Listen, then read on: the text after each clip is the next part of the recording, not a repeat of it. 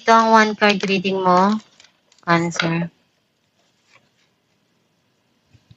May mga gumugulo sa isipan mo ngayon at nagpapalungkot sa'yo, or you feel stress, or may mga bagay na pabalik-balik sa isipan mo ngayon. Clarify natin ang 9 of Swords.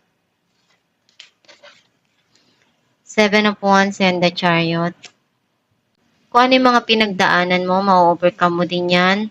And gagawin mo lahat kung ano yung kaya mo, maninindigan ka at ibibigay mo kung ano yung sa tingin mo tama dun sa sitwasyon.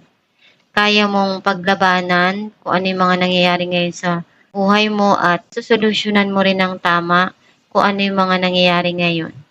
Some of you, masusolusyonan mo rin kung ano yung mga nangyayari ngayon sa buhay mo na akala mo hindi mo kaya. Unti-unti mo rin maibibigay kung ano yung kailangan doon sa sitwasyon.